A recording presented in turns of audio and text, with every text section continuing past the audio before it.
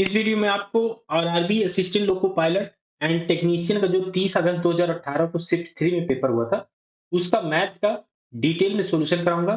तो वीडियो के लास्ट तक बनी रहिएगा, क्योंकि इस पेपर से ही कई क्वेश्चन आपके एग्जाम में रिपीट हो सकते हैं। तो चलिए शुरुआत करता हूं पहले क्वेश्चन से। अगर आपने अभी तक चैनल सब्सक्राइब नहीं किया है, तो चैनल को सब्सक्राइब कर लीजिए और दोस्तों के साथ भी शेयर कर दीजिए। इस क्वेश्चन में दिया हुआ है, निम्नलिखित में से कौन सी संख्या 9 से विभाज्य है? Divisible by 9। तो 9 की डिविजिबिलिटी का रूल हमें पता होना चाहिए इसके लिए। तो 9 की डिविजिबिलिटी का रूल होता है कि आप सभी डिजिट को जोड़िए, और जो डिजिट अगर इसका एडिशन 9 से डिवाइड होता है तो 9 से नंबर डिवाइड हो जाएगी, अगर नहीं होता तो नंबर 9 से डिवाइड नहीं होगी। तो पहला ऑप्शन ले लें, तो इनके सभी डिजिट ऐड करें, ये हो जाएगा 5 4 9, 9 6 15, 15 7, 15 7 22, 22 और 8 30। 30 इसका एडिशन आ गया। क्या 9 से डिवाइड होगा? नहीं होगा, तो ये ऑप्शन इनकरेक्ट हो गया। दूसरा ऑप्शन ले लें, ये हो जाएगा 1 और 2 3, 3 6, 4 10, 5 15। 15 भी 9 से डिवाइड नहीं होगा, तो ये भी ऑप्शन इनकरेक्ट हो जाएगा। तो 6 2 8, 8 16, 16 7, 16 7 23, 4 27। 27 9 से डिवाइड हो जाएगा, तो ये ऑप्शन करेक्ट हो जाएगा। नेक्स्ट ऑप्शन चेक करने की जरूरत नहीं है आपको, क्योंकि इसमें केवल एक ही ऑप्शन करेक्ट होता है। तो नेक्स्ट ऑप्शन चेक करने की जरूरत नहीं है। अगर आप ऑप्शन 4 चेक करना चाहें, ये हो जाएगा 6 5 11, 11 7 18, 6 24, 5 29। 29 डिवाइड नहीं होगा, तो ये भी ऑप्शन इनकरेक्ट हो जाएगा। तो इसमें ऑप्शन 3 करेक्ट हो जाएगा। ये नेक्स्ट क्वेश्चन बताता हूं। नीचे दी गई संख्याओं में से कौन सी संख्या 16,384 का वर्गमूल है, ये फाइंड करना है। इसका मैं एक डायरेक्ट बताता हूं, जिससे आप इस तरह के क्वेश्चन का वर्गमूल केवल 5 सेकंड के अंदर ही निकाल सकते हैं। तो इसमें आपको क्या करना है, जैसे या 5 डिजिट का नंबर हो या 4 डिजिट का नंबर हो, तो उसमें आपको 2 जोड़े बनाना है। राइट साइड से आपको एक जोड़ा बनाना है 2 का, और जो अब नंबर बचेंगे उसे एक जोड़े में रखना है। तो एक ये हो जाएगा 163 और 84। 163 और 84, एक पेयर ये हो गया, एक पेयर ये हो गया। जो राइट साइड वाला पेयर होगा, उसका आपको लास्ट डिजिट लेना है, यूनिट डिजिट, और देखना है ये किसके स्क्वायर में आता है। जैसे यहाँ पे 4 है, तो 4 किसके स्क्वायर में आएगा? तो 2 का स्क्वायर करेंगे तो 4 आ जाएगा। और किसके स्क्वायर में आएगा? तो 8 का स्क्वायर करेंगे तो भी उसका लास्ट डिजिट 4 आएगा। तो यहाँ से ये नंबर तो डिसाइड हो गया कि यूनिट डिजिट जो होगी, पहली इकाई संख्या, वो 2 होगी या 8 होगी। अब दूसरी संख्या फाइंड करने के लिए क्या करना है आपको? तो इसके लिए आपको करना है, ऐसा आप ये नंबर का, इस पेयर का आप स्क्वायर लीजिए जिसके ये नंबर करीब हो या उससे थोड़ा छोटी हो। तो 163 देखें, तो 12 का स्क्वायर करेंगे तो 144, और 13 का स्क्वायर लेंगे तो 169। तो 169 से ये 163 छोटी है, तो हमें लेना पड़ेगा 12। 12 का स्क्वायर लेना पड़ेगा, तो ये आ गया 12। तो नंबर या तो होगी ये 12 और 2 मिलके हो जाएगी 122, या होगी ये 12 और 8 मिलके हो जाएंगे 128। तो या तो नंबर होगी 122 या होगी 128। ये कैसे डिसाइड करते हैं? तो ये किसके किसके बीच है? ये है 12 का स्क्वायर करेंगे तो 144, और 13 का स्क्वायर करेंगे तो ये आएगा 169। अब ये नंबर देखें, तो जिसके बीच का अंतर कम होगा वही इसका आंसर हो जाएगा। तो 169 और 163 के बीच का डिफरेंस बहुत कम है, तो यही नंबर जो होगी, बड़ी वाली जो नंबर होगी, वो 128 हो जाएगी। इसका वर्गमूल 128 हो जाएगा। ऑप्शन 2 इसमें करेक्ट हो जाएगा। अगर ये नंबर इसके नंबर के करीब होती, तो हम लेते हैं ये छोटा वाला नंबर, तो 122 इसमें करेक्ट हो जाता है। लेकिन ये 169 के करीब है, तो ये 128 करेक्ट होगा। नेक्स्ट क्वेश्चन बताता हूं। दिए गए आंकड़े व्यवसाय व्यवस्थापित करने के लिए चीन जाने वाले लोगों के देशवार और आयुवार वितरण को दर्शाते हैं। यदि किसी दिए गए वर्ष में 5 लाख लोगों ने चीन का दौरा किया, तो चीन का दौरा करने वाले 20 वर्ष से कम आयु वर्ग के अमेरिकी नागरिकों की संख्या क्या होगी, ये फाइंड करना है। तो इसमें 2 पाई चार्ट दिए हुए हैं। ये इसमें परसेंटेज दिया हुआ है, अमेरिकन, ब्रिटिश, रशियन और अदर्स। इसमें फाइंड क्या करना है? अमेरिकी नागरिकों की संख्या। तो अमेरिकी नागरिक इसमें 60% है। 60% अमेरिकी नागरिक हैं। और क्या कंडीशन है? 20 वर्ष से कम। 20 वर्ष से कम कितने परसेंट लोग हैं? बिलो 20 ईयर्स हैं 60%। तो 60% का 60%, 60% का 60% ये परसेंट है। ये 2 कंडीशन दी हुई थी और कितने लोगों में निकालना है और टोटल लोग थे 5 लाख, तो ये निकालना है 5 लाख में। तो 5 लाख में 5 लाख का 60% का 60% निकालना पड़ेगा। क्या कहें 5 लाख का 5 लाख ऑफ 60% और 60%, तो 60% निकाल लें इनका। तो इसे सॉल्व कर लें तो ये आ जाएगा 5 लाख। तो इसमें कितने जीरो हैं? 5 जीरो, तो 5 जीरो लगा लें। 3 2 5 गुणे 60% है तो 6/10, फिर 60% है तो 6/10। इसे सॉल्व कर लें। 1 जीरो 1 जीरो, ये 1 जीरो से 1 जीरो कैंसिल हो जाएगा। तो 6 छंग 36, 36 पंचे 180, 180 तो ये आ गया और 3 जीरो पहले बचे हुए थे, तो ये आ जाएगा 1,80,000। तो ये ऑप्शन 2 में, तो ऑप्शन 2 करेक्ट हो जाएंगे। तो इस तरह के क्वेश्चन काफी आसान होते हैं। बस इसमें केवल डाटा में डिसाइड करना होता है कि क्या डाटा इसमें पूछा गया है और क्या डाटा में छोड़ना है। नेक्स्ट क्वेश्चन बताता हूं। मासापा इसमें निकालना है एचसीएफ 96, 156 और 60। तो इसमें आप मासापा डिवीजन मेथड से भी निकाल सकते हैं और ऑप्शंस की हेल्प से निकाल सकते हैं। नंबर छोटे-छोटे हैं तो इसमें हम आसानी से डिवाइड करके देख सकते हैं कि क्या हो सकता है। तो अगर हम सबसे बड़ा नंबर लें, सबसे बड़ा है 48 में 48 से डिवाइड करें, 48 दूनी 96, ये तो डिवाइड हो जाएगा। 48 को 156 से डिवाइड करें तो 48 दूनी 96, 144, तो ये डिवाइड नहीं होगा। तो ये ऑप्शन तो इनकरेक्ट हो जाएगा। ऑप्शन अब 4 देखें, क्योंकि इसके बाद ये नंबर है सबसे बड़ी, तो 12 हो सकती है कि इसका एचसीएफ हो। तो 12 से डिवाइड करें, 12 अट्ठे 96, ये डिवाइड हो गया। और 12 एकम 12, 12 तीन 36, ये भी डिवाइड हो गया। 12 पंचे 60, तो ये तीनों नंबर डिवाइड हो रहे हैं 12 से, तो यही इसका एचसीएफ हो जाएगा, क्योंकि ये तीनों नंबर से डिवाइड हो रहा है और इनमें जो दी हुई है सबसे बड़ी नंबर है 48 को छोड़ के, क्योंकि 48 सभी को डिवाइड नहीं कर पाई, तो इसमें ऑप्शन 4 12 करेक्ट हो जाएगा। एक समान गति से चलती हुई एक ट्रेन 50 सेकंड में 338 मीटर की दूरी तय करती है, तो इसकी गति क्या है ये फाइंड करना है। अगर आप ऑप्शंस में देखें तो ये मीटर पर सेकंड में इसकी गति निकालनी है, स्पीड। तो स्पीड का फार्मूला लगा दें, तो ये होता है दूरी अपॉन समय। तो दूरी 338 मीटर है और समय दिया है 50 सेकंड, तो इसे सॉल्व कर लें।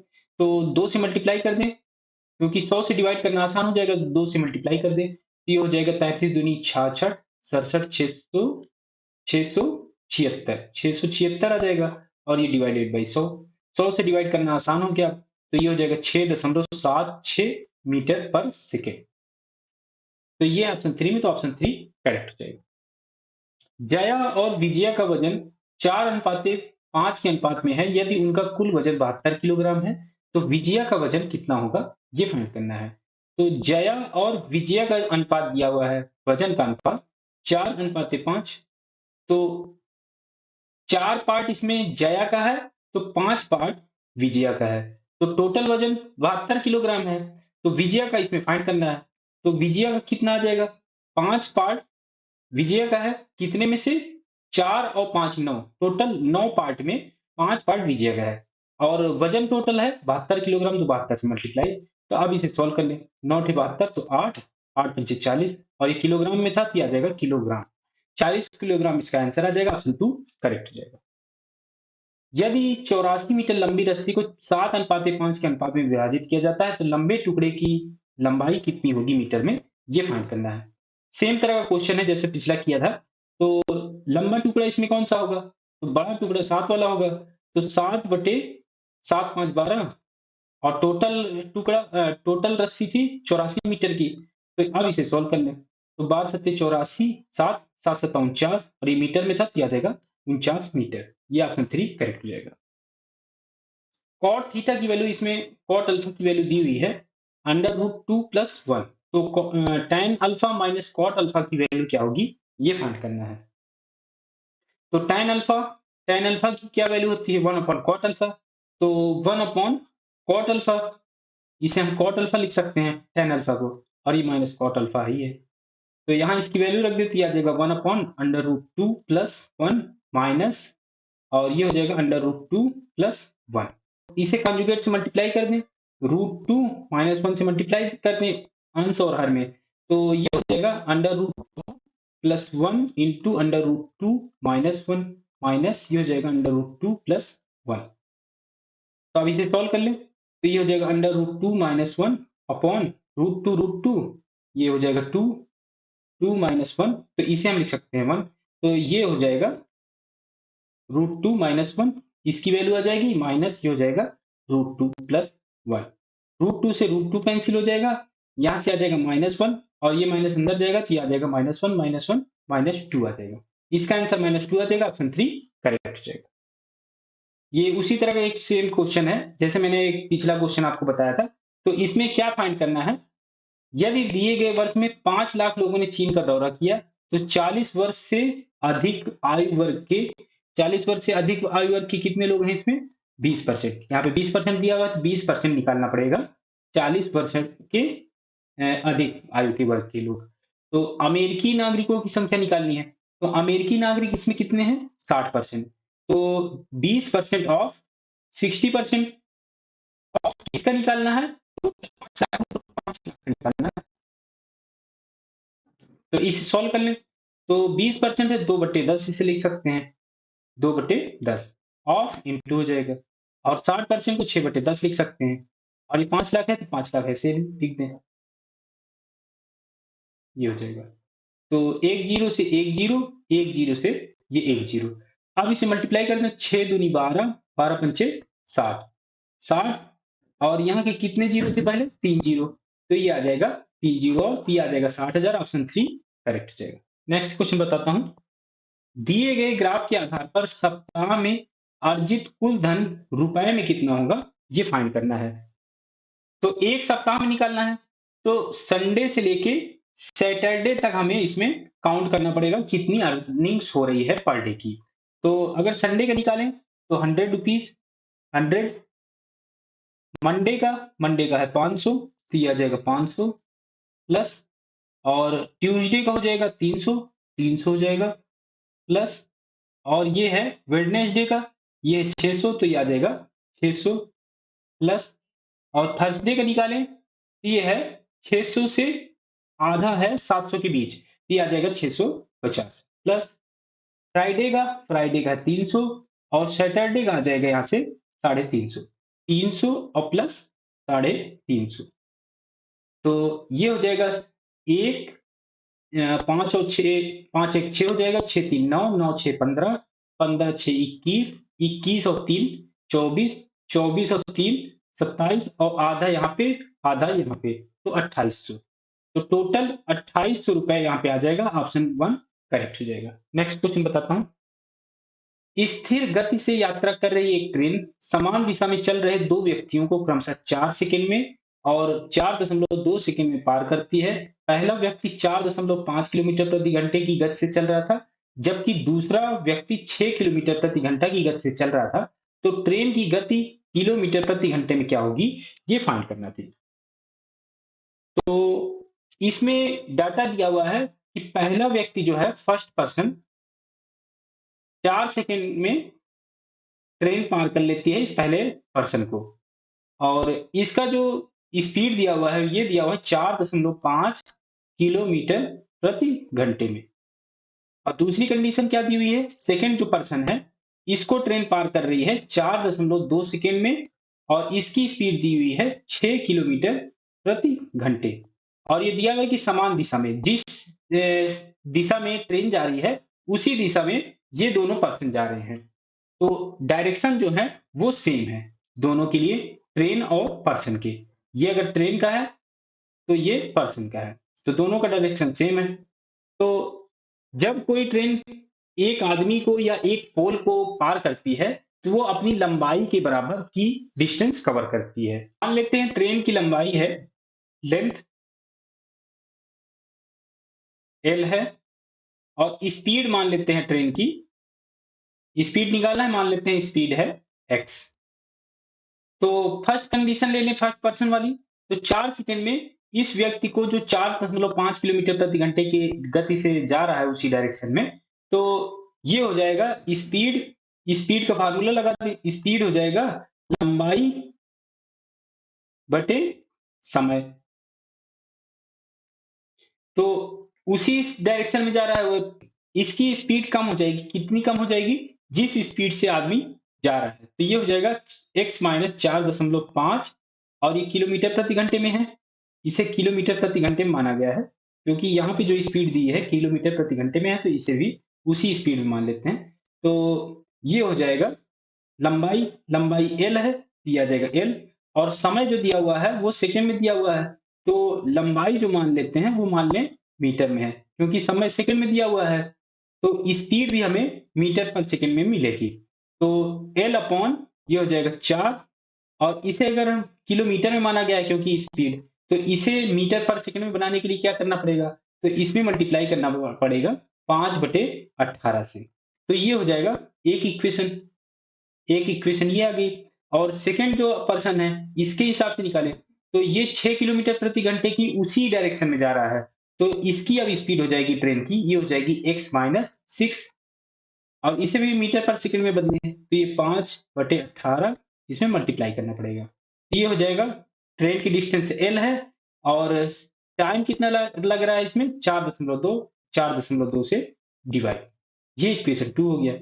तो इक्वेशन 1 को डिवाइड कर दें, इक्वेशन 1 को डिवाइड कर दें इक्वेशन 2 से, तो क्योंकि यहाँ पे दो अननोन है, एक x है और एक l है, तो यहाँ से एक अननोन एलिमिनेट करना पड़ेगा। तो इक्वेशन 1 को डिवाइड कर दें इक्वेशन 2 से, जिससे l l कैंसिल हो जाएगा। तो अब यहाँ से हम डिवाइड करें तो ये हो जाएगा 5/18, ये हो जाएगा x माइनस 4.5, और ये वाला भी इसके अपॉन में आ जाएगा, तो ये आ जाएगा 5/18, और ये हो जाएगा x माइनस 6, और ये इक्वल हो जाएगा l अपॉन 4, और ये हो जाएगा l अपॉन 4.2। तो l से l कैंसिल हो जाएगा, तो ये ऊपर चला जाएगा अंश में। तो 5/18 से 5/18, तो ये इक्वल हो जाएगा x minus 4.5 divided by x minus 6, और ये इक्वल हो जाएगा 4.2/4 के। अब क्रॉस मल्टीप्लाई करते हैं तो ये आ जाएगा 4x, और 4.5 में 4 चौके 16, 2 18, तो ये हो जाएगा 4.2 से मल्टीप्लाई करें तो 4.2x, और ये माइनस 6 चौके 24, और 6 दूनी 12, तो 25.2। तो अब यहाँ से सॉल्व करें तो ये इस साइड ले आए 4x को, राइट साइड ले जाएं तो ये आ जाएगा 0.2x, और 25.2 को इधर ले आए तो 25.2 पॉजिटिव हो जाएगा, राइट लेफ्ट साइड में ले आएंगे तो 18 माइनस है तो 18 माइनस, तो यहाँ से घटाएं तो ये आ जाएगा 7.2। तो x की वैल्यू आ जाएगी 7.2 डिवाइडेड बाई 0.2। अब दशमलव दशमलव दोनों एक एक पॉइंट के बाद है, तो इसे हम लिख सकते हैं 72/2, ये आ जाएगा 36, और इसे किलोमीटर प्रति घंटे में माने थे, ये आ जाएगा 36 किलोमीटर प्रति घंटे। ये आ जाएगा इसका आंसर, ऑप्शन 4 इसमें करेक्ट हो जाएगा। नेक्स्ट क्वेश्चन बताता हूँ। सेम तरह का एक क्वेश्चन फिर से दिया गया है पाई चार्ट पे। तो इसमें पूछा गया है कि 5 लाख लोगों ने चीन का दौरा किया, तो 20 से 40 वर्ष के बीच के आयु वर्ग के 20 से 40 वर्ष के 20% है, तो 20% ऑफ ब्रिटिश नागरिकों की संख्या निकालनी है। तो ब्रिटिश नागरिक इसमें 20% है, तो 20% ऑफ टोटल कितने थे 5 लाख, तो 5 लाख का। अब इसमें कैलकुलेट कर लें, तो 20% तो 2/10, ऑफ है तो मल्टीप्लाई, 20% फिर है तो 2/10, ऑफ है तो मल्टीप्लाई, और ये 5 लाख। तो एक जीरो से एक जीरो, एक जीरो से ये एक जीरो। अब इसे सॉल्व कर लें तो 2 दूनी 4, 4 पंचे 20, 20 तो ये आ गया, और 3 जीरो पहले थे, 3 जीरो और लग जाएंगे, तो ये आ जाएगा 20,000, ऑप्शन 1 करेक्ट हो जाएगा। जीना अपनी माँ से 24 साल छोटी है, तो माँ का मान लें एज है, मदर एम से मान ले, और जीना का मान ले जे से। जीना का मान लिया कि जे उम्र है, और माँ का है एम। तो इसमें दिया कि जीना अपनी माँ से 24 साल छोटी है, तो जीना में अगर हम 24 साल जोड़ देंगे तो उसकी माँ की एज आ जाएगी। तो जीना प्लस 24, जे प्लस 24 हो जाएगा एम के इक्वल। अब दूसरी कंडीशन में क्या दी हुई कि 8 वर्ष बाद, 8 वर्ष बाद जीना की उम्र क्या हो जाएगी, जे प्लस 8, और उसकी माँ की हो जाएगी m प्लस 8। तो अब कह रहा है कि उसकी माँ की आयु की 5/3 गुना होगी। तो अगर हम जीना में 5/3 का मल्टीप्लाई कर दें, तो इसकी माँ के एज के बराबर हो जाएगी। तो अब यहाँ सॉल्व कर लें इसे। तो 5/3 है, तो 3 का इधर मल्टीप्लाई हो जाएगा, तो ये आ जाएगा 5 से इधर मल्टीप्लाई करेंगे तो 5J प्लस ये हो जाएगा 8 पंचे 40 और ये इक्वल हो जाएगा 3 इधर मल्टीप्लाई होगा 3M प्लस ये हो जाएगा 8 3 24। तो अब यहाँ से निकालें तो 5J माइनस 3M और ये इधर आएगा तो ये आ जाएगा -16। तो यहाँ से J की वैल्यू रख दें या M की वैल्यू रख दें, यहाँ पे M की वैल्यू रख दें कि जीना की वर्तमान आयु निकालनी है। तो जीना का J से माने थे तो M की वैल्यू रख दें यहाँ पे। तो 5J माइनस 3M की वैल्यू हो जाएगी J प्लस 24। तो J प्लस 24 और ये -16 की इक्वल है तो -16। तो 5J माइनस 3J और ये माइनस हो जाएगा 24 72 तो 72 और ये इक्वल टू -16 के। तो -72 इधर ले आए तो 72 में से 16 घटेगा तो ये आ जाएगा 72 में से 16 घटेगा तो 56 आ जाएगा। तो 5J माइनस 3J ये हो जाएगा 2J। तो J की वैल्यू आ जाएगी 28। तो जीना की उम्र आ गई 28 साल। ये है ऑप्शन 4 में, तो ऑप्शन 4 करेक्ट हो जाएगा। नेक्स्ट क्वेश्चन बताता हूँ। 3 अंकों की संख्या में सैकड़ा अंक इकाई अंक का 4 गुना है। जो सैकड़ा अंक है, सैकड़ा कहें या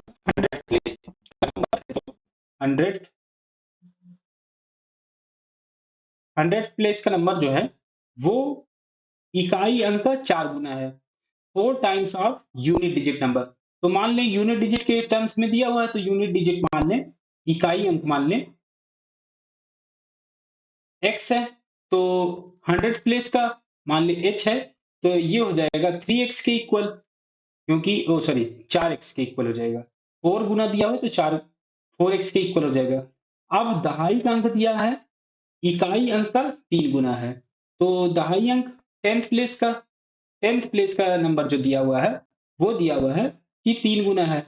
दहाई अंक 3x हो जाएगा, क्योंकि 3 गुना दिया हुआ है यूनिट डिजिट के, तो 3x हो जाएगा। अब कह रहा है कि अंकों का योग, जो अंक होंगे 100 प्लेस, 10th प्लेस और यूनिट प्लेस हमने आप माना था x, तो इन तीनों को ऐड कर दें। 4 3 7 और 1 8, टोटल 8x आ गया और ये किसके इक्वल है 8 के। तो यहाँ से x की क्या वैल्यू आ जाएगी, यहाँ पे 1 आ जाएगी। x की वैल्यू आ गई 1 और फाइंड क्या करना है, संख्या में दहाई अंक क्या है। तो दहाई अंक यहाँ पे 10th प्लेस नंबर मान रखा था 3x हो जाएगा। तो x की यहाँ से वैल्यू रखना है तो 3 इंटू 1 ये आ जाएगा 3। ये ऑप्शन 1 में है तो ऑप्शन 1 करेक्ट हो जाएगा। नेक्स्ट क्वेश्चन बताता हूँ। निम्नलिखित में से कौन सी संख्या भाजक है।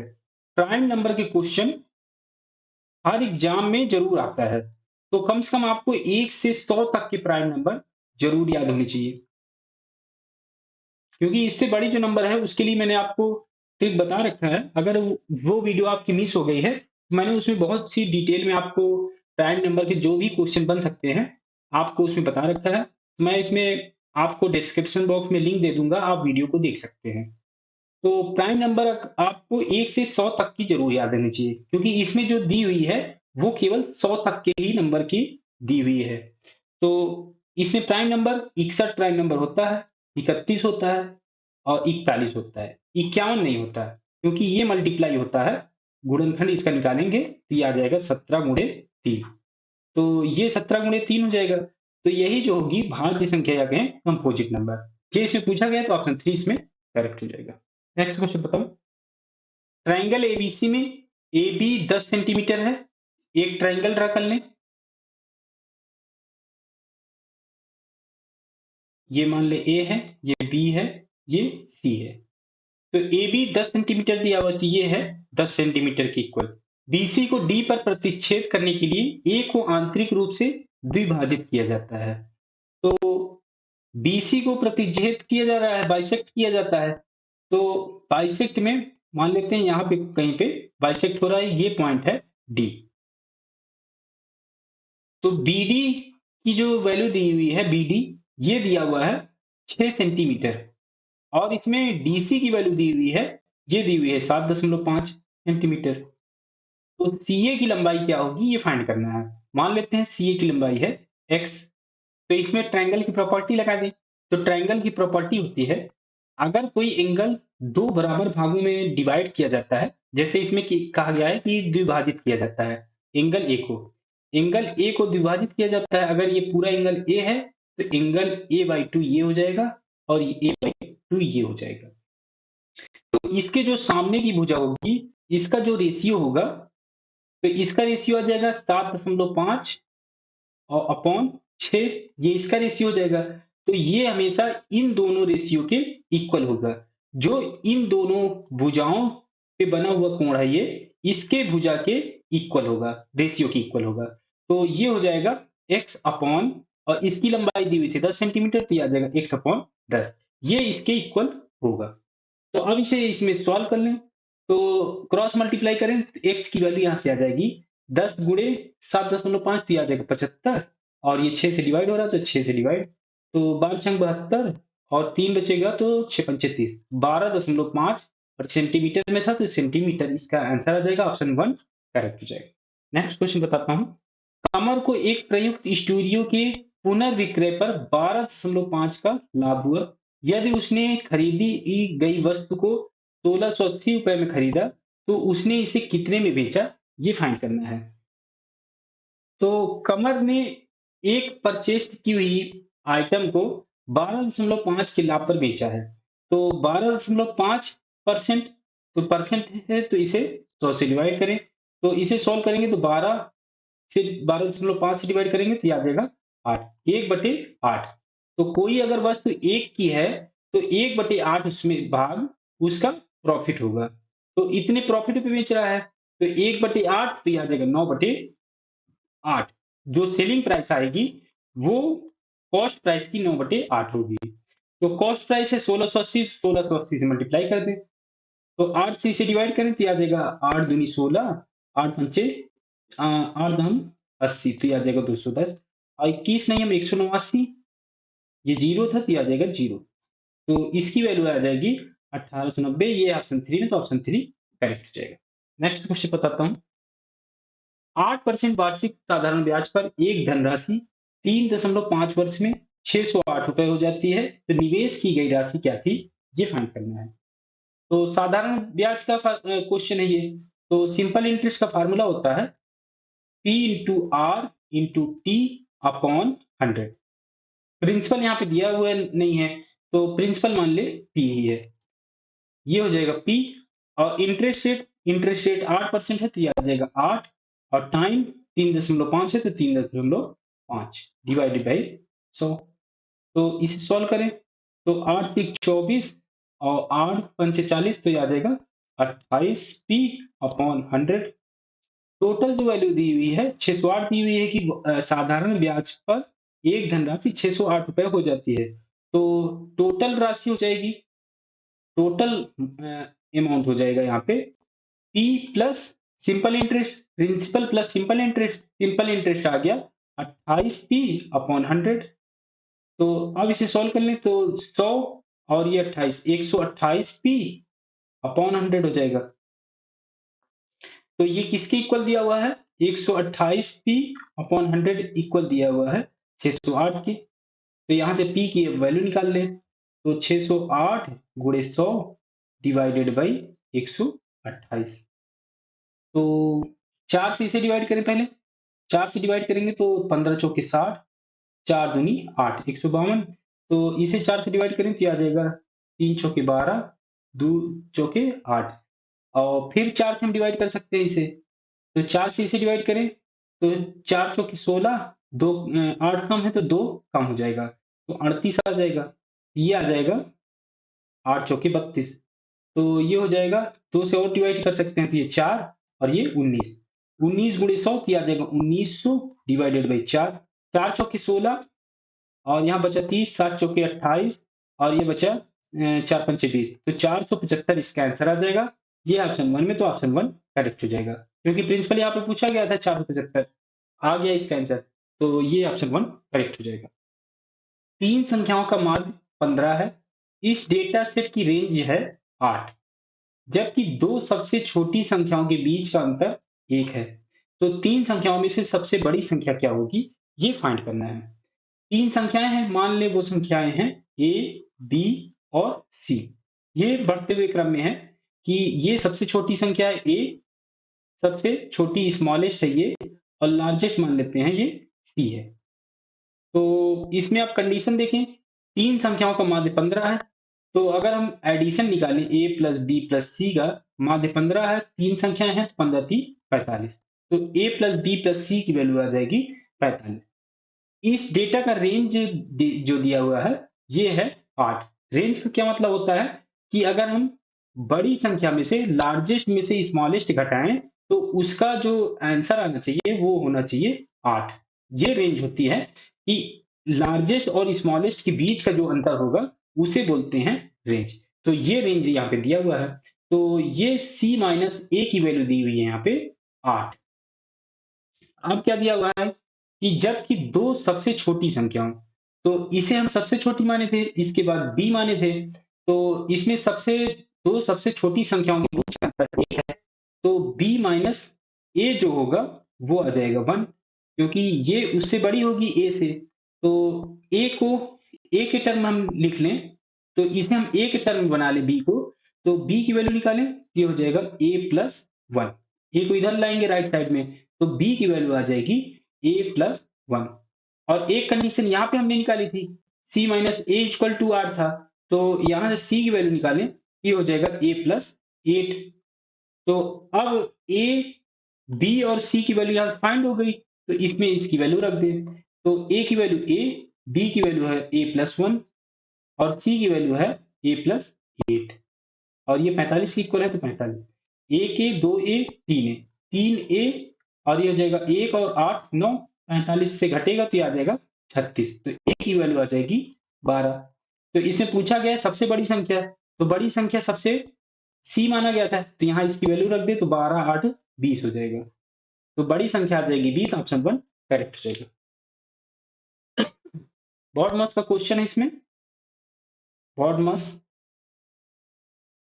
तो पहले ब्रैकेट सोल्व करें, तो ब्रैकेट में ये वाला पहले ब्रैकेट सोल्व होगा सबसे छोटा, तो सबसे छोटा ब्रैकेट सोल्व करें यहाँ पे, तो 40 डिवाइडेड बाई ये सेमी ब्रैकेट 7, और ये ब्रैकेट के अंदर माइनस है, तो माइनस माइनस प्लस हो जाएगा, तो ये आ जाएगा 7 प्लस 3, 7 प्लस 3 हो जाएगा 10, यहाँ पे हम डायरेक्ट रख दें 10। तो ये है -6, और यहाँ से अब इसे सोल्व करें, तो 40 को डिवाइड करना है 10 से, तो 10 चौके 40, तो ये आ जाएगा 4। तो ये हो जाएगा -6, और ब्रैकेट में 4 है, तो ये हो जाएगा -6 गुणे 4, 6 चौके 24, माइनस में है तो ये आ जाएगा -24। तो ये ऑप्शन 3 में, तो ऑप्शन 3 करेक्ट हो जाएगा। यदि दो समरूप त्रिभुजों की संगत भुजाओं का अनुपात 2:3 है, तो उनकी संगत ऊंचाइयों का अनुपात क्या होगा, ये फाइंड करना है। बहुत ही आसान सा क्वेश्चन है। समरूप त्रिभुज बोले या कहें सिमिलर ट्रायंगल में जो भुजाओं संगत भुजाओं का अनुपात होगा वही उसकी संगत ऊंचाइयों का अनुपात होगा। तो 2:3 इसका अनुपात है, तो 2:3 इसकी ऊंचाइयों का अनुपात होगा। तो ये ऑप्शन 4 में, तो ऑप्शन 4 करेक्ट हो जाएगा। नेक्स्ट क्वेश्चन बताता हूं। यदि 157 लीटर तेल की कीमत इतना दिया हुआ है 29,763 रुपए और 65 पैसे है, तो प्रति लीटर कीमत क्या होगी, 2 दशमलव स्थान तक हमें फाइंड करना है। तो आसान सा क्वेश्चन, केवल डिवीजन का क्वेश्चन है ये। डिवाइड कर देते हैं, 29,763.65। इसमें भी मैं आपको एक ट्रिक बताऊंगा, तो इससे भी आप ध्यान से देखिएगा। तो 157 से डिवाइड करना है, तो 157 से डिवाइड कर दें। तो 157 से डिवाइड करेंगे तो एक बार जाएगा, तो 157, यहाँ से घटाएं तो ये 0, यहाँ 4 और यहाँ 1। अब ये उतरेगा 6, तो 15 × 120, 8 बार जा सकता है, तो 8 से मल्टीप्लाई कर दें, तो 8 सत्ते 56, तो यहाँ बचा 5, 5 हासिल, 15 × 120 और 8 5 125, तो 0, और 40 में से 25 गया तो ये आ जाएगा 15, ये 0 है। अब ये सेकंड नंबर उतरेगा, ये आ जाएगा 3। तो अब यहाँ पे देखें, तो अगर ये 70 होता, 1570 होता तो 10 बार चला जाता, लेकिन ये इससे थोड़ा सा कम है, तो 9 बार जाएगा। तो 9 बार जाएगा, 9 से ज़्यादा नहीं जा सकता, 9 से कम नहीं जा सकता। तो अगर आप इसमें देखें तो 189 के लगभग ये आंसर आएगा। अभी हमने मल्टीप्लाई भी नहीं किया है, 189 के लगभग आएगा। तो अगर आप ऑप्शन में देखें तो केवल है ऑप्शन 1 में 189, तो हमें इसे ना तो मल्टीप्लाई करने की अब ज़रूरत है, क्योंकि यहाँ से हमने देख लिया कि ये 189 आएगा लगभग। तो 189 के लगभग केवल ऑप्शन 1 में है, तो ऑप्शन 1 यहाँ से आप करेक्ट कर सकते हैं। आपको इसे 2 अंकों तक निकालने की ज़रूरत नहीं है, क्योंकि अब जो नंबर दिए हुए हैं, वो उनमें डिफरेंस काफ़ी ज़्यादा दिया हुआ है। तो इसमें ऑप्शन 1 ऐसे आप टिक कर सकते हैं। नेक्स्ट क्वेश्चन बताता हूँ। पाइप ए एक खाली टंकी को 18 घंटे में भर सकता है, जबकि पाइप बी एक भरी हुई टंकी को 30 घंटे में खाली कर सकता है। जब टंकी खाली होती है, तो पहले ए का दिया हुआ है कि 18 घंटे में भर सकता है, तो ए 18 घंटे में भर सकता है और बी कह रहा है कि 30 घंटे में खाली कर सकता है। तो खाली कर रहा है, तो इसे माइनस में लिख दें, क्योंकि ये भर रहा है, ये पॉजिटिव होगा और ये खाली कर रहा है, तो इसे नेगेटिव में ले लें। ये हो जाएगा आवर्स। जब टंकी खाली होती है, तो पाइप ए को 1 घंटे के लिए चालू किया जाता है और फिर बंद कर दिया जाता है। अब पाइप बी को 1 घंटे के लिए टंकी से पानी निकालने की अनुमति दी जाती है और फिर बंद कर दिया जाता है। तो 1 घंटे के लिए पहले चालू किया जाता है और फिर 1 घंटे के बाद पाइप बी को चालू कर दिया जाता है टंकी को खाली करने के लिए। और फिर क्या दिया हुआ है कि टंकी भर जाने तक पाइपों को बारी-बारी से एक बार में 1 घंटे के लिए खुला छोड़ा जाता है। तो टंकी भर जाने तक, टंकी भर जाएगी तो उसके बाद बंद कर दिया जाएगा। तो टंकी को पूरा भरने में कितना समय लगेगा, ये फाइंड करना है। तो 1 घंटे का काम निकालें, तो 1 घंटे का अगर A का निकालें तो 1/A हो जाएगा। ये 18 था तो 1/18 पार्ट वो भर देगा। लेकिन B को उसके बाद चालू कर दिया जाता है, तो 1/30 भाग इसमें से वो कम भी कर देगा। A ने भरा और B ने यहाँ पे खाली कर दिया। तो 1 घंटे A चालू रहा, 1 घंटे B चालू रहा, तो 2 घंटे का काम यहाँ से हम निकाल लिए। कि ये अब इसे सॉल्व कर लें, 2 घंटे का ये काम आ जाएगा।